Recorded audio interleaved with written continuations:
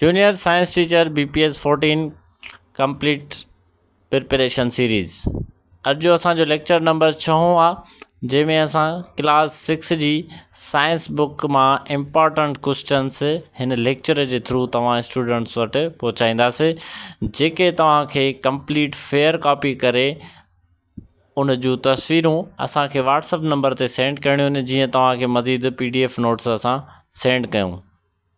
लिखाइण जो मक़सदु इहो हूंदो आहे त तव्हां जेको लेक्चर अटेंड कयो था उहो तव्हां खां विसरंदो न, ऐं तव्हांखे लिखण ऐं पढ़ण जी आदत पवंदी। रिकेप कयूं था, कल्ह जो जेको लेक्चर हुयो, लेक्चर नंबर 5 हो, उन में असां क्लास 5 जी कंप्लीट साइंस बुक मां 100 इम्पॉर्टेंट क्वेश्चन्स हिन लेक्चर जे थ्रू तव्हां वटि पहुचाया हुयासीं, जेके तव्हां स्टूडेंट्स फेयर कॉपी ठाहे ऐं उहे असांखे व्हाट्सअप नंबर ते मोकिलिया त तव्हांखे असां मज़ीद उहे व्हाट्सअप कयासीं। जेकॾहिं तव्हांखे फ्री व्हाट्सअप ग्रुप में जॉइन थियणो आहे त हिन व्हाट्सअप नंबर ते मैसेज कयो। पहिरियों असां क्लास 4 पढ़ियोसीं, क्लास 5 जी साइंस पढ़ीसीं। अॼु असां क्लास 6 जी साइंस पढ़ूं था, 100 important questions. Class 7, class 8, class 9th matric, हिन में कंप्लीट सीरीज़ में साइंस प्लस केमिस्ट्री फिज़िक्स इहो सॼा हिन में तव्हां वटि सुवाल पहुचाईंदासीं। सुवाल नंबर पहिरियों, what is a cell? Cell छा खे चइबो आहे? A cell is the basic structural and functional unit of life. A cell is the basic structural and functional unit of life. Question number 2, who discovered the cell? Cell कंहिं discover कयो? Robert Hooke in 1665। Robert Hooke 1665 में। What are unicellular organisms? Unicellular organisms कहिड़ा आहिनि ऐं उन्हनि खे छा चइबो आहे? कहिड़नि खे यूनिसेल्युलर ऑर्गेनिज़म्स चइबो आहे? Organisms made of a single cell like amoeba, जेके सिंगल सेल मां ठहियल हुजनि organisms. What are multicellular organisms?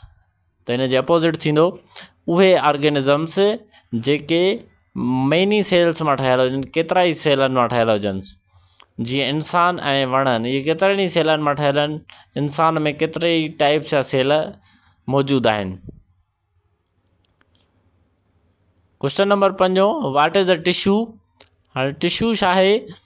Tissue जेकॾहिं similar a group of similar cell, हिकु ग्रुप साॻियनि ई सेलनि जो हिकिड़ी का टास्क कनि, हिकिड़ो फंक्शन कनि त उनखे टिश्यू चइबो आहे। ऐं ऑर्गन छा खे चइबो आहे? A group of tissues working together for a function, हिकिड़ो ग्रुप टिश्यूज़ जो जेको हिकु फंक्शन करे। क्वेश्चन नंबर 7, नेम वन प्लांट टिश्यू? कंहिं बि प्लांट जो हिकिड़ो टिश्यूअ जो नालो ॿुधायो। उहो हिन किताब में ॾिनल आहे, पेरेंचीमा। इहो हिकिड़ो एग्ज़ाम्पल तौरु हिन नोट्सनि ज़रिए तव्हांखे ॾिनो अथई। क्वेश्चन नंबर 8, नेम वन एनिमल टिश्यू? कंहिं बि हिकिड़े जानवर जो टिश्यू हिकिड़ो ॿुधायो। उहो आहे मसल टिश्यू। हाणे टिश्यू छा मां ठहियल हूंदो आहे? A group of similar cells performing a specific function.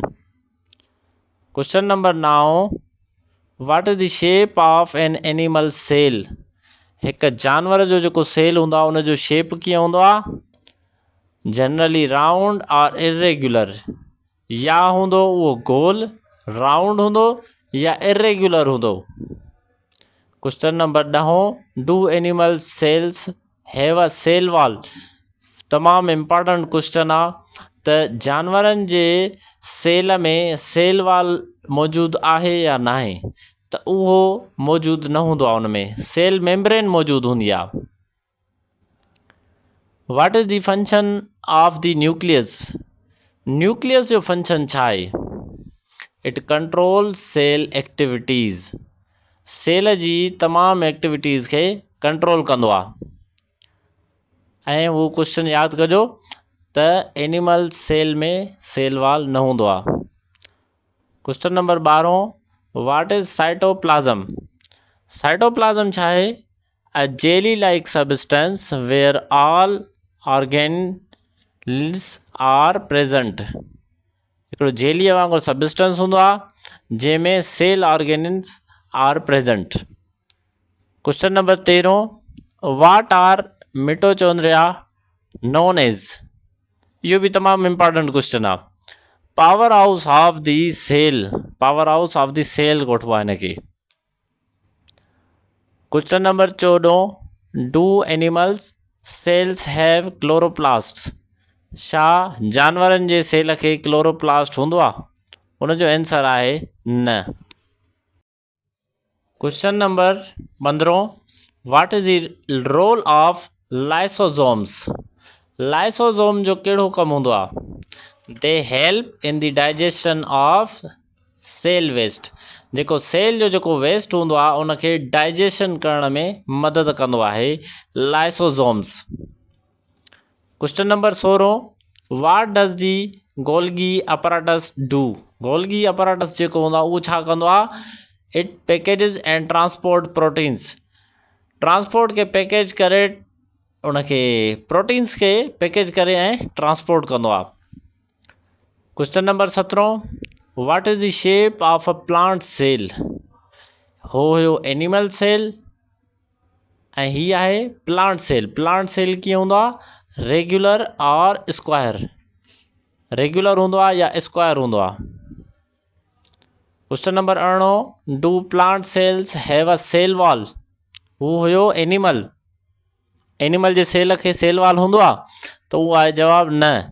ऐं हिते आहे त ॿूटे जे सेल खे सेल वॉल हूंदो आहे? त उहो आहे हा, सेल वॉल हूंदो आहे। Question number 19 what is the function of chloroplast. Chloroplast जो कहिड़ो कमु हूंदो आहे? They help in photosynthesis.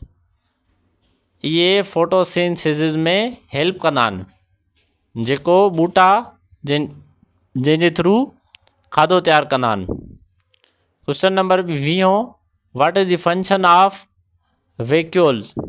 उनजो फंक्शन छा आहे? Store water waste and nutrients. ये स्टोर कंदो आहे। Question number 21 do plant cells have centrioles. Centrioles हूंदा आहिनि प्लांट सेल में? Generally no. का स्पेसिफिक कंडीशन हुजे त उहा ॿी ॻाल्हि आहे, उहो आम तौर ते उन में न हूंदा आहिनि।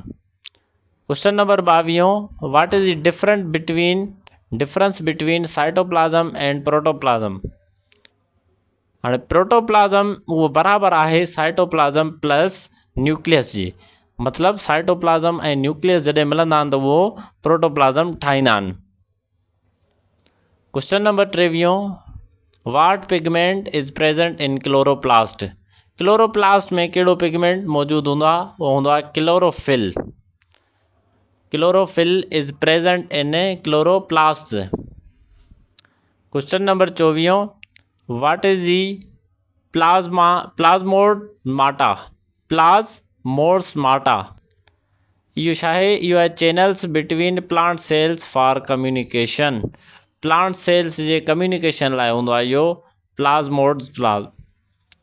Question number 25 how many sense organs do humans have. आम माण्हूअ खे या इंसान ज़ात खे घणा ऑर्गन्स हूंदा आहिनि? सेंस ऑर्गन्स उहे हूंदा आहिनि 5 सेंस ऑर्गन्स। तव्हांखे यादि बि करणा वञणा आहिनि ऐं हीअ क्वेश्चन तव्हां सॼा लिखंदव 6वीं क्लास जी साइंस कंप्लीट आहे। जेके सुवाल रहंदा उहे नेक्स्ट में 10 लेक्चर पूरा करे असां उहे सॉल्व कंदासीं। Question number 26 name the 5 sense organs. हाणे उहे कहिड़ा आहिनि जेके 5 सेंस ऑर्गन्स आहिनि? उहे आहिनि eyes, ears, nose, tongue, skin sense organs. Question number 27 which organ helps us to see. कहिड़ो ऑर्गन असांखे हेल्प कंदो आहे ॾिसण में? उहो आहिनि अखियूं। Which part of the ear receives sound. उहो रिसीव कंदो आहे eardrum. Eardrum receive कंदो आहे साउंड खे।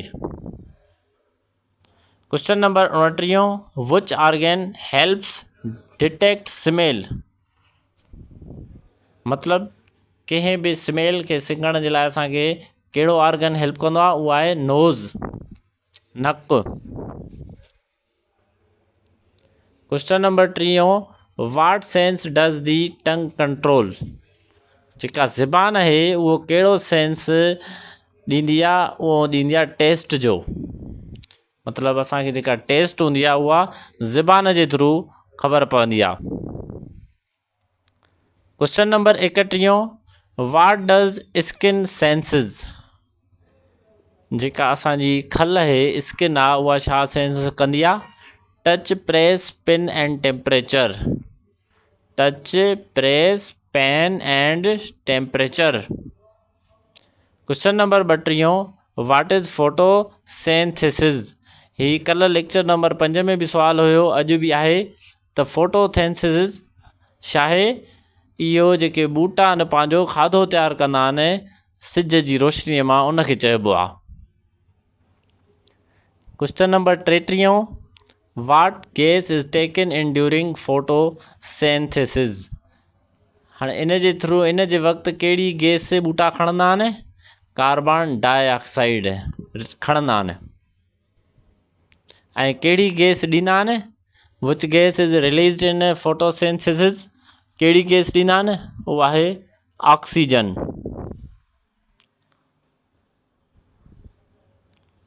क्वेश्चन नंबर 35, मतिलबु फोटोसेंथिसिस जे महिल ऑक्सीजन ॾींदा आहिनि ऐं कार्बन डाइऑक्साइड खणंदा आहिनि। Question number 35, which part of plant absorbs sunlight. ॿूटे जो कहिड़ो हिसो एब्जॉर्ब कंदो आहे सनलाइट खे, उहे आहिनि उनजा पन, leaves. Question number 36, what is chlorophyll. Chlorophyll छा खे चइबो आहे, a green pigment that captures sunlight. मतिलबु अ ग्रीन पिगमेंट हिकिड़ो साओ पिगमेंट जेको कैप्चर करे थो, जेको रिसीव करे थो सनलाइट खे। कैप्चर करणु माना खणणु, जीअं फ़ोटो कैप्चर थींदो आहे, उनखे स्टोर करणु। Question number 37, what is respiration. Respiration छा खे चइबो आहे, the break down of food to release energy. ही जेके वीडियो में क्वेश्चन्स आहिनि उहे तव्हांखे लिखणा आहिनि, ऐं जेके तव्हांखे PDF नोट्स ॾियूं था उहे तव्हांखे लिखणा आहिनि, उहे सिर्फ़ु तव्हांखे यादि करणा आहिनि। रेस्पायरेशन छा खे चइबो आहे, break down of food to release energy. खाधे खे ख़तमु करे एनर्जीअ खे रिलीज़ करणु।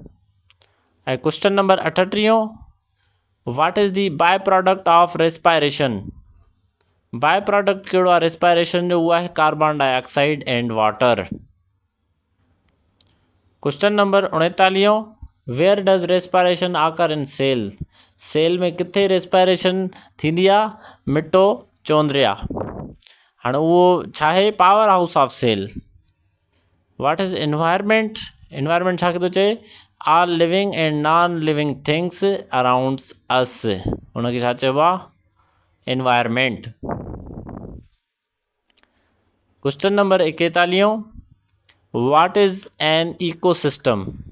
इकोसिस्टम छा खे चइबो आहे, a community of organisms and their environment. मतिलबु ऑर्गेनिज़म्स जेके बि शयूं आहिनि उन जे ऐं एनवायरमेंट जे विच में तालुक़ु। A community of organisms and in their environment. What is a food chain. Food chain छा खे चइबो आहे, a sequence of who eats whom in an ecosystem. हिकिड़ी सीक्वेंस आहे त केरु कंहिंखे खाए थो इकोसिस्टम में। इहो कंप्लीट हिकिड़ो चैप्टर आहे फूड चेन वारो। इहो तव्हांखे क्लास जेके लेक्चर 10 थी वेंदा त उनखां पोइ कोशिशि कंदा त इहे शयूं एक्सप्लेन कयूं। बक़ाया अगरि जे MCQs ताईं असांखे पढ़णो आहे ऐं टेस्ट जे लाइ पढ़णो आहे, सुठो करे पढ़णो आहे, त तव्हां हीअ MCQs यादि कयो। पॉल्यूशन छा खे चइबो आहे, harmful change in the environment. ऐं 44, name the greenhouse gas. Greenhouse gas कहिड़ी आहे, उहा आहे carbon dioxide. Question number 45 what is adaptation. Adaptation छाखे चइबो आहे change in organisms to survive in the environment. Organisms में तब्दीलियूं हिकु माहौल में सर्वाइव करण या रहण जे लाइ। Question number 46 give one example of interaction. Interaction जो कोई भी मिसाल लियो। बीज पॉलिनेटिंग फ्लावर्स। बीज जेके ने जेके माखी वारा मखान पॉलिनेट कंदा आहिनि फ्लावर्स खे। Question number 47 what is a habitat. Habitat छा आहे the natural home of an organism. जीअं इंसान हैबिटेट आहे अर्थ जो। कोशिशि कयो ही सॼा लिखी करे तव्हां अॼु ई व्हाट्सअप नंबर ते सेंड कयो त वधीक तव्हांखे सेंड कयूं। What is an atom. The smallest unit of matter. Atom छाखे चइबो आहे smallest unit of matter. Question number 49 what is a molecule. Molecule छाखे चइबो आहे two or more atoms bonded together. ॿ या ॿिनि खां वधीक एटम जॾहिं पाण में बांड थियनि उनखे मॉलिक्यूल चइबो आहे। Question number 50 what is a compound. Compound छाखे चइबो आहे मॉलिक्यूल छाखे चइबो आहे two or more atoms bonded. ॿ या ॿिनि खां वधीक एटम पाण में बांड थियनि। ऐं क्वेश्चन नंबर 50 आहे व्हाट इज़ का कंपाउंड।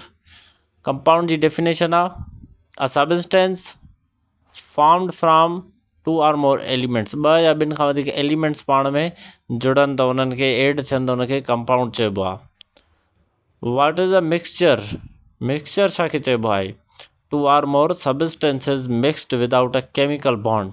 केमिकल बॉन्ड खां बिना जेके पाण में एड थियनि उनखे छा चइबो mixture. Question number 52 is air a mixture or compound. हवा छा आहे मिक्सचर आहे या कंपाउंड आहे। इहो मिक्सचर आहे। Mixture two or more substances mixed without a chemical bond. Give an example of a compound जो कोई भी मिसाल ॾियो। उहो आहे वाटर। जीअं H2O। वाटर खे असां केमिकल लैंग्वेज में H2O चवंदा आहियूं। Question number 54 can mixtures be separated. Mixtures separated थी सघनि था माना उन्हनि खे अलॻि कयो सघिजे थो तो yes by physical methods. Chemistry में इहो पढ़ायो वियो आहे त फिज़िकल मेथड्स जे ज़रिए असां मिक्सचर्स खे सेपरेट करे सघूं था। Question number 55 is salt water a mixture. Is salt water a mixture. जेको लूणाठो पाणी आहे पाणी में लूणु मिलायूं था त इनखे मिक्सचर चइबो आहे त उनजो जवाबु आहे yes. What is air made of. हवा छा मां ठहियल आहे। हवा में कहिड़ा कहिड़ा एलिमेंट्स आहिनि उन में नाइट्रोजन ऑक्सीजन कार्बन डाइऑक्साइड ऐं ॿियूं गैसियूं and other gases. Question number 57 which gas is most abundant in air. हवा में कहिड़ी गैस वधीक आहे उहा आहे nitrogen.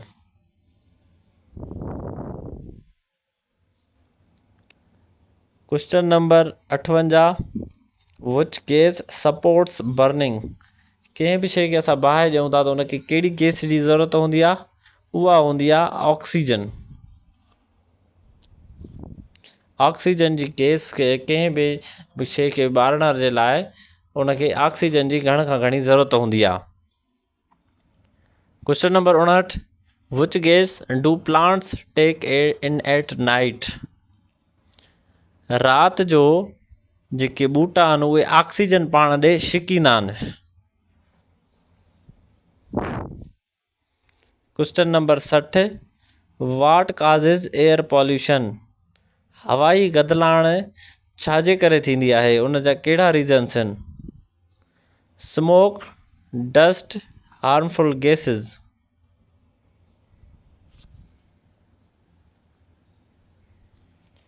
Question number 61 which gas V do XL. असां कहिड़ी गैस ॿाहिरि कढंदा आहियूं जॾहिं असां साहु खणंदा आहियूं, अंदरि ऑक्सीजन खणंदा आहियूं त कहिड़ी गैस ॿाहिरि कढंदा आहियूं?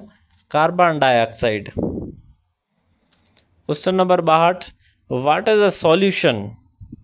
सॉल्यूशन छाखे चइबो आहे? A mixture where one substance dissolves in another। मतलब हिक शइ ॿिए में मिक्स थी वञे, पंहिंजो वजूद विञाए वेहे त उनखे सॉल्यूशन चइबो आहे। Give an example of a solution. को बि सॉल्यूशन जो कोई मिसाल ॾियो। हाणे जीअं लूणु ऐं पाणी आहे, जेको लूणु आहे उहो पाणी में मिक्स कंदा आहियूं त हू पंहिंजो वजूद विञाए वेहंदो आहे, डिज़ोल्व थी वेंदो आहे वाटर में। Question number 64, what is a suspension? Suspension छाखे चइबो आहे? A mixture where particles are seen and settle. A mixture where particles, जेके उनजा पार्टिकल्स आहिनि, ज़ाहिर थियनि। हाणे उनजो एग्ज़ाम्पल खणंदासीं क्वेश्चन नंबर 65 में सस्पेंशन जो। Give an example of a suspension. Madh in water, जेका गप हूंदी आहे पाणीअ में, जेको मतिलबु पाणीअ में असां मिटीअ खे घुमाईंदासीं त उहो मिटी पंहिंजो वजूद ॾेखारींदी। Question number 66, what is solute? Solute छाखे चइबो आहे? The substance that is dissolved. जीअं लूणु आहे, लूणु जॾहिं पंहिंजो डिज़ोल्व थी थो वञे त उनखे छा चवंदासीं? Solute. What is a solvent? Question number 67, what is solvent? The substance that dissolves. जीअं अहिड़ो धातु जीअं लूणु ऐं पाणीअ खे मिलायूं था त उन में पाणी लूण खे डिज़ोल्व करे थो वञे। Question number 68, what is energy? Energy जी डेफिनेशन छा आहे? The ability to do work. The ability to do work. इन सां गॾु हिकिड़ो रिलेटेड क्वेश्चन आहे important, heat is a form of energy. Question number 69, name two forms of energy. उहा आहे काइनेटिक एंड पोटेंशियल एनर्जी, जेके वेल नोन आहिनि, जेके मशहूरु आहिनि। Question number 70, what is kinetic energy? Kinetic energy कहिड़ी आहे? सदाईं तव्हां ॿुधो हूंदो काइनेटिक एनर्जी ऐं potential energy. Kinetic energy of a moving object. Moving object जी एनर्जीअ खे काइनेटिक एनर्जी चइबो आहे। ऐं पोटेंशियल एनर्जी छा आहे? क्वेश्चन नंबर 71 में चवे थो, व्हाट इज़ पोटेंशियल एनर्जी? उहा आहे stored energy due to position. माना अहिड़ी एनर्जी जेका स्टोर्ड हुजे। Question number 72, what is light energy? Light energy छा आहे?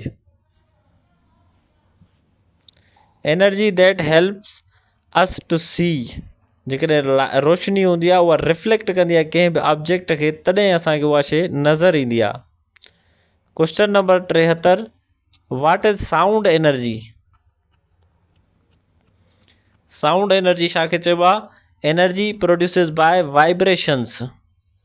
एनर्जी उहा एनर्जी जेका वाइब्रेशंस जे थ्रू प्रोड्यूस थिए। Question number 74, what is force? Force छा आहे? पुल और पुश। अ पुश और पुल, छिकण या धिकण, उनखे फोर्स चइबो आहे। Question number 75, what can force do? Force छा करे सघे थो? फोर्स जी डेफिनेशन छा आहे? छिकण या धिकण। फोर्स छा छा करे सघे थो? चेंज द शेप, स्पीड और direction. Change shape, can speed change and direction change.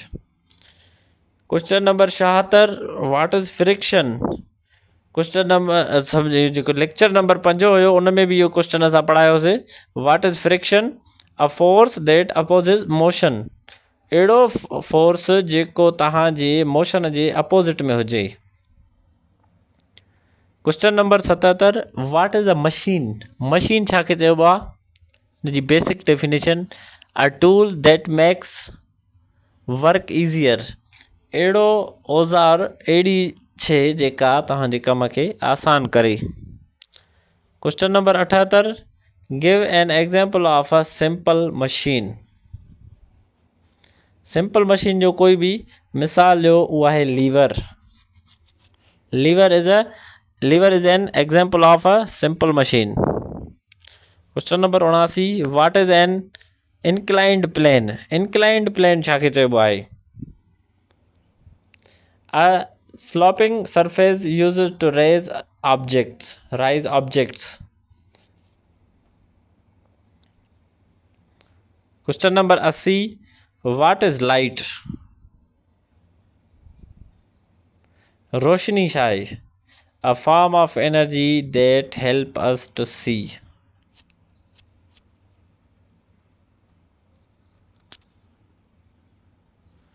What is reflection. Reflection छाखे चइबो आहे? जॾहिं का एनर्जी, का लाइट जेका रिफ्लेक्ट करे कंहिंखे, त उन जे थ्रू असां ॾिसी सघूं या का शइ रिफ्लेक्शन थिए। Question number 82, what is refraction. हिकिड़ो न रिफ्लेक्शन या refraction. Bending of light as is passed through materials. जीअं असां साइड सां बीही कंहिं आईने खे लाइट था हणूं त उहो बेंड थी वेंदी, डायरेक्शन चेंज थी वेंदो। Which object forms a shadow. उहो आहे अपक ऑब्जेक्ट्स। उहे ऑब्जेक्ट्स जंहिंजे थ्रू लाइट्स, जेका लाइट आहे उहा ट्रेवल न करे। Question number 84, what is a mirror. शीशो छाखे चइबो आहे? शीशो छा कंदो आहे? A smooth surface that reflects the light. शीशो छा कंदो आहे? रिफ्लेक्ट कंदो आहे लाइट खे। जेकॾहिं हुनखे लाइट लॻंदी आहे त उहो वापसि रिफ्लेक्ट कंदो आहे। Question number 85, can light travel in vacuum. छा लाइट वैक्यूम जे थ्रू ट्रेवल करे सघे थी? Yes, light can travel in vacuum. Question number 86, what is the speed of light. कुछ लेक्चर नंबर 4 में भी इहो ॿुधायोसीं, इंपॉर्टेंट क्वेश्चन आहे। इहो आहे 3 लख किलोमीटर पर सेकंड, स्पीड ऑफ लाइट।